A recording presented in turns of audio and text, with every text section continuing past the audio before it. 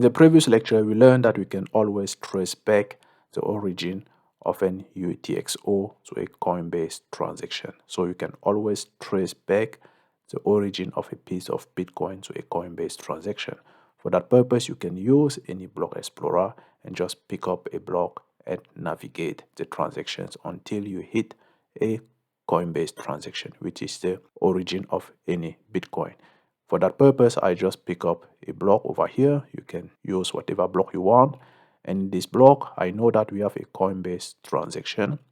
And because I'm using mempool.space, when you see a red sign near a UTXO, that means that this Bitcoin was already spent somewhere.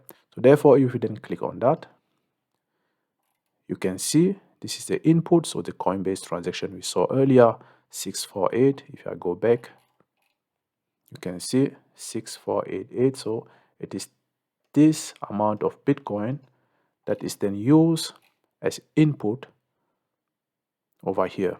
So you have the input, this is the input, and then we have multiple output. In this case, 3 output. One output is just a fee paid to the miner that we mine this transaction. Here's another small output and a larger output. So I can see down here that from the two created outputs, one is yet unspent. So when it is green, that means this output here can be spent.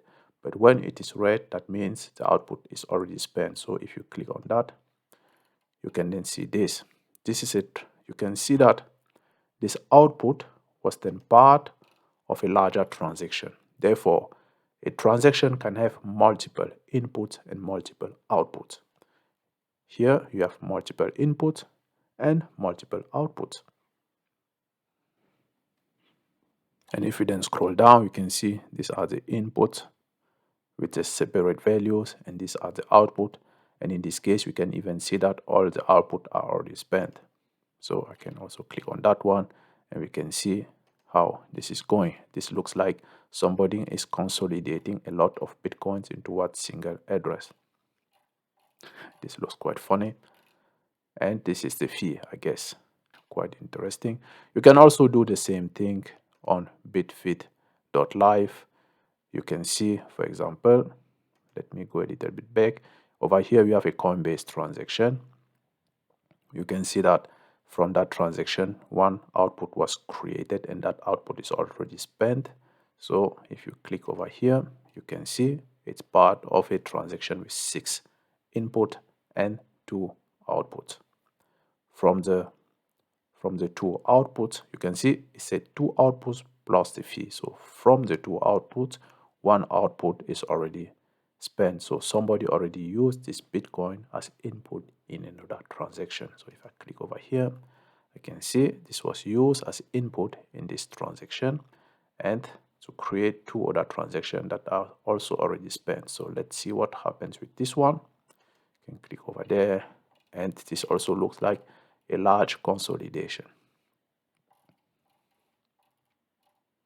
So let me go back. Let's click on this one.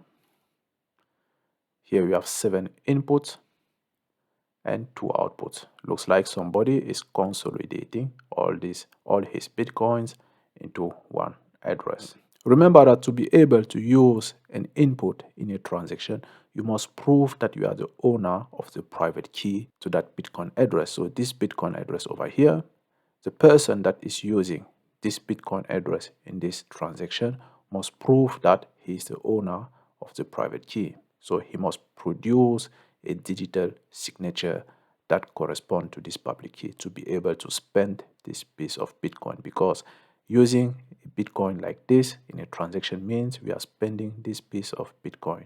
So if I go over here, mouse over, you can see it says spend, which means this piece of Bitcoin is spent. The same goes for us. So if you go back into our Bitcoin wallet, where we already received 2 Bitcoin transactions, if you right click on any of the transactions and go to view on block explorer, this is going to show us our transaction in the mempool.space explorer.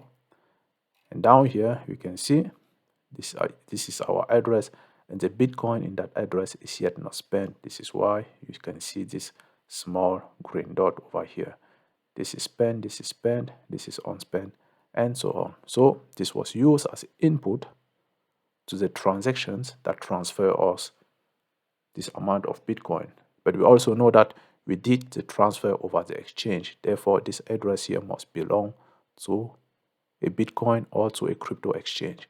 So we did a transfer from a crypto exchange to our Bitcoin address. Therefore, this address here must belong to a crypto exchange. We can click on that. This is the address name. You can see the current balance of that account, the total already sent out, and so on. In the next lecture, I'll then show you how you can use these two inputs to create a single output. For example, right now we have two inputs in our wallet.